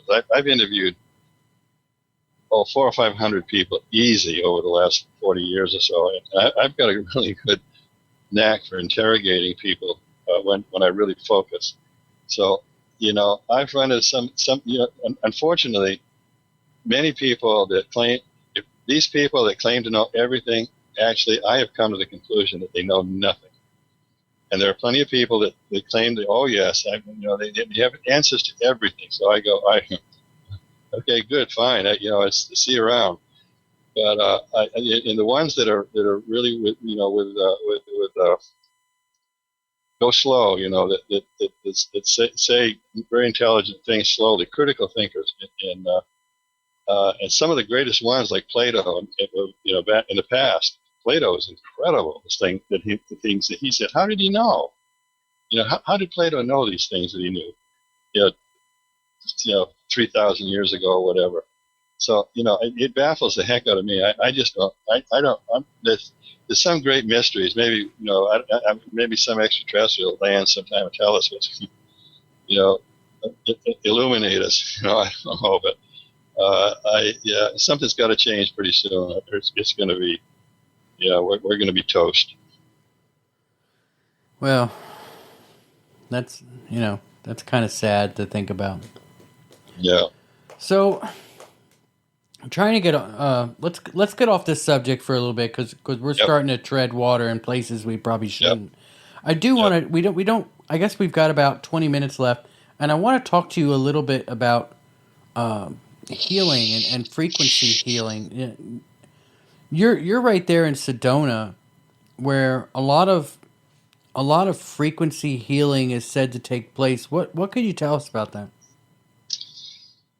Oh, yeah,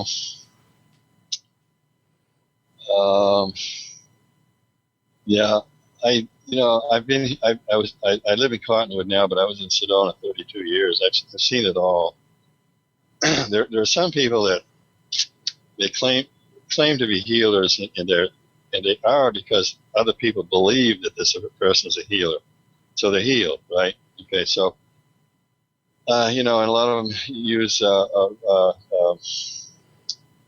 different methods, and so I don't know. I've been around healers in Sedona, and there have been great healers and great psychics in Sedona, but I can't categorize any of it. I really can't.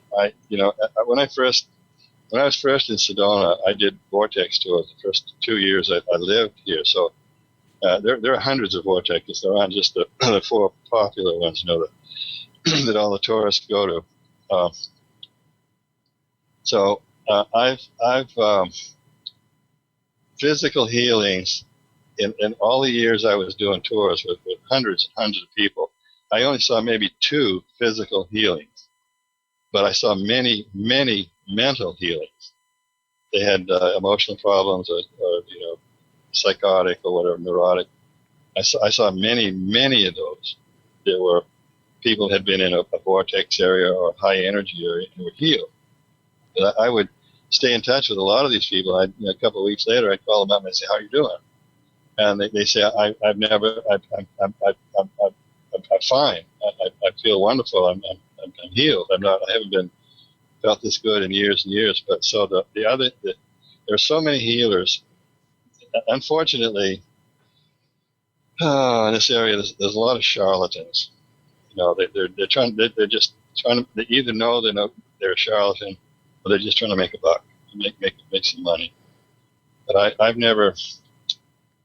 Do you think that it's the people that live there that like the healers that live in Sedona that are actually doing the healing, or is it because of the area of the earth that they're in? Yeah, good question. Well, probably the combination of their expectation when they come here. A lot of people come here to be healed, and so somebody says, "Well, I'll heal you," and they often are. So I've given up long ago. I've seen the most bizarre healing techniques. For instance,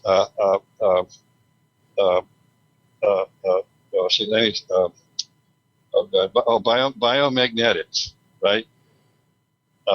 Now this guy, it started in Mancos, Colorado, but it was everywhere. Biomagnetics.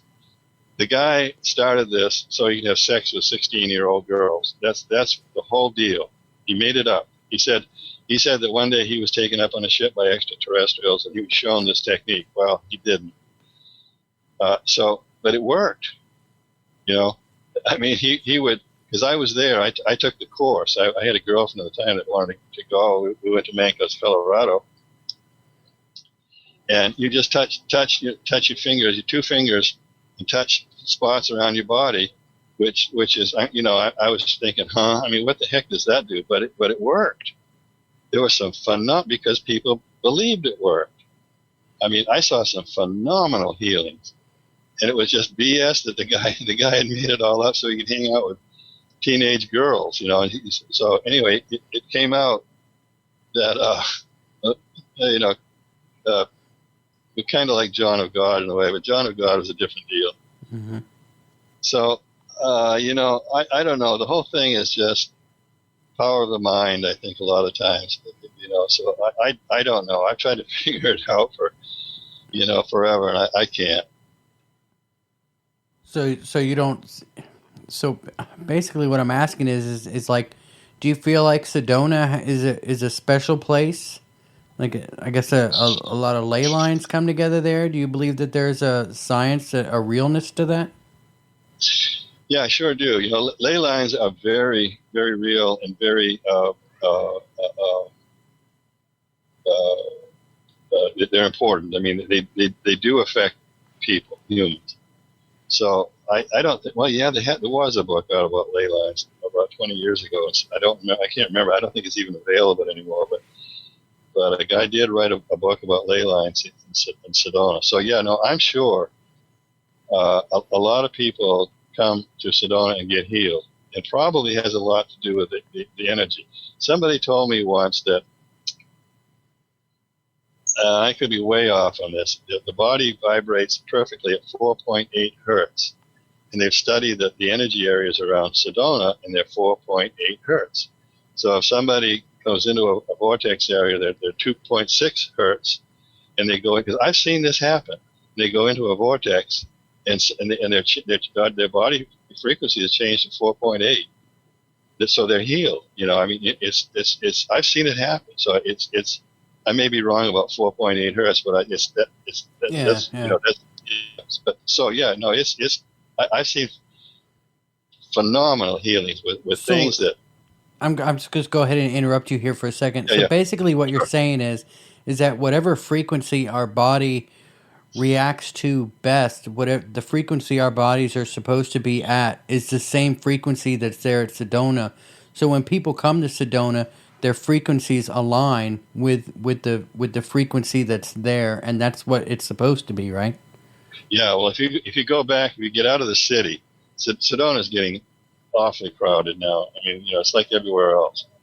If you get out of the city and go back into the canyons where the energy is still pure, it's you know, it's fantastic energy. I had a medical doctor from San Diego that he used to pay me quite a bit of money to take him to any energy area in any, because I've been in all the canyons. I don't do it anymore. That's too damn old. But he wanted me to take him to power spots. So I would take him to some. And the Sonawa Indians were here. They left 900 years ago. Nobody knows where they went. Nobody knows. But their ruins are all through the canyons, like the Anasazi and, you know, Chaco Canyon and all that stuff. But he would. I took him to one spot in Long Canyon, way in the back of Long Canyon, up on the benches, to an Indian ruin. And he said, "I've been all over this planet, and I've never felt anything like this. This energy is so incredible." And he would heal with stones. He would get stones from around the world and use them to heal people, a medical doctor. And I told him, I said, you know, what's the AMA think about that? And he says, well, you know, they as long as it's not unethical, it's okay. So that's how he made his living. And he was very, very successful. You know, made tons of money, healed with rocks. So, you know. Yeah, you know, I believe that there's a lot to do. You know, a lot with healing and energy as far as different rocks are concerned. You know, I guess everything puts off its own frequency. You know, it most certainly does. Well, yeah. Well, like I say, I worked with Sharon Forrest. She was certainly one of the all-time best healers ever on this planet. And I worked with her for about 2 years. I I would do my psychic stuff on, say, like Saturday. She'd do her healing stuff on Sunday, and she had some pretty strange methods of healing people, but they worked. She healed people of, she would get 20 people together with cancer. They all had cancer. I mean, I was there. I would scan them and whatever, give my opinion, and she'd heal them. So, but her methods were pretty unorthodox, some of them, but they worked. And she's and Sharon Forrest was easily one of the all-time best healers ever lived on this planet. And she would use frequencies. So whether she generated them herself or she drew them from spirit, who knows? But if it works, like you say, if it works, it works. Don't mess with it. Yeah, about 10 minutes left to go. Can you give us one more story? Could you tell us your absolute favorite story about the ranch? Well, yeah. Yeah. Oh boy, there's so many things. Well, I'll tell you what. The last thing that happened this happened about a year and a half ago. A guy called me one day, and he said, there was 3 researchers. These guys had the best equipment you could buy, money can buy. And they said that they wanted to talk to me because of something that happened to them on the Bradshaw Ranch the night before. So I said, sure. So next day I got together with them. I interviewed these guys for 2 hours, and I told this to Linda Moulton Howe. Linda was kind of bored with it. I guess she hears a lot of interesting stuff. So it started about 9:30 at night. They were spread out around the ranch, and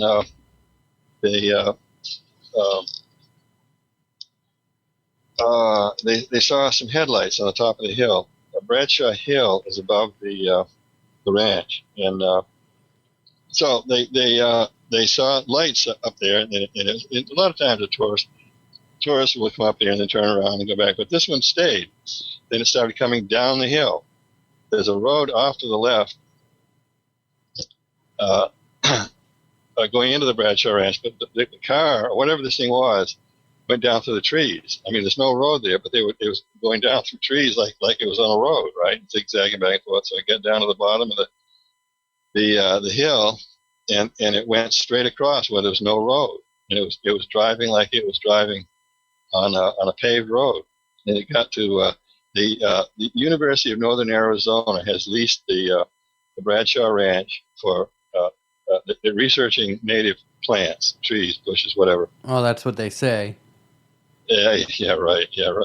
But the government owns it through the Forest Service. The U.S. government owns the Bradshaw Ranch.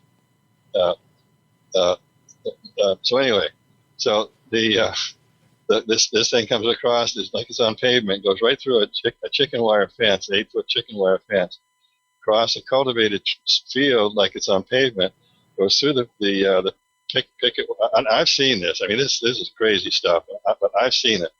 UFOs can mimic cars perfect, and I've seen it so many times. So anyway, this car it goes through the chicken wire fence again and stops right by the ranch house, which now is in ruins. The windows are all smashed in. The weeds are waist high, and they're gonna bulldoze the ranch house and build a dormitory there at the University of Northern Arizona. They haven't done it yet, but they're gonna. So anyway, these 3 researchers were spread around to the west of the ranch, and so they said that just before that car, and the car was headlights, tail lights, dome lights, the whole deal. So they saw a man in white pants walk through the woods and go towards the back of the ranch house. So this car pulls in, and a girl gets out with white pants, and she walks real fast to the back of the ranch house. And I said, well, did she have time to take a pee? They said, no, she didn't. So that wasn't the reason. So anyway, so she must have been there to pick something up. And anyway, she went back to the car. The car went back across the rough cultivated field through both fences again without knocking them down, drove right through them, went across the flats, up through the trees, and disappeared. So that was one of the most impressive things that I know of that's happened at the Bradshaw Ranch. This just happened, like a year and a half ago. All right, man. Do you want to tell everybody where to find you? Oh, yeah. I didn't mention this yet. I'm going to be doing a talk at the Overlook Event Center in Amico, Texas, in September 25th to the 27th. I'm probably going to be teaching remote viewing, but I'm going to be talking about the Bradshaw Ranch. And again, it's on tomdongo.com, and the whole story is, the whole thing is there about the Overlook Event Center and the prices and all that. But it's on tomdongo.com. Yeah, that's the 2020 Transformational Shift Conference, right? Yeah. Is that still going to happen? Yeah. I asked him last week. He says, it's going. We're going to do it. So looks like it. That's pretty awesome. And your website, people can find you? It was tomdongo.com. All right. Well, thank you very much for coming on and spending some time with us. We really appreciate you coming on the show. Well, we had fun. Yeah. Hopefully you got into some things that maybe some other people won't, but I try to keep it a little bit more, I guess, real. I really think a lot of this has to do with it all comes down to how we're looking at consciousness. I really do. I think we got it all wrong. I agree totally. We have to change. We're at a point now we have to change. There's no ifs, ands about, or buts about it.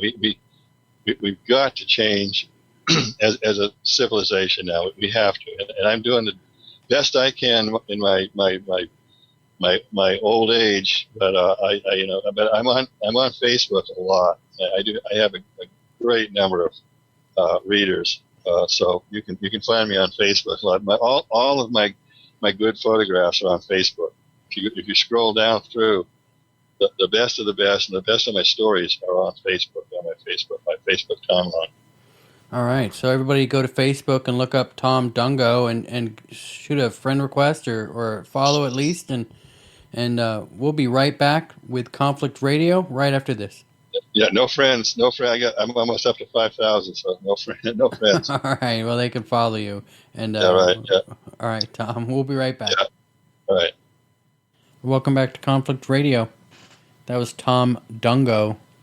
I hope everybody enjoyed the show. Remember, you can always find us at www.conflictradio.net. You can find us on Spreaker and also all of the major pod catchers. We're on Apple Podcasts, Google Podcasts, Podcast Addict, Podcast Republic, generic Android app, iTunes, AntennaPod, Spotify, Castbox, Listen Notes. There's a few, iHeartRadio. So there's a bunch of different ways you can find us, especially on YouTube. Make sure you like and subscribe or give us a review. If you're listening to this on Apple iTunes or iHeartRadio, please give us a review. It always helps us out. Remember that you can find us at conflictradio.net. You can always go there. We've been working on a really cool site, so be sure to find us there. And until next time, I encourage you to batten down the hatches and be safe.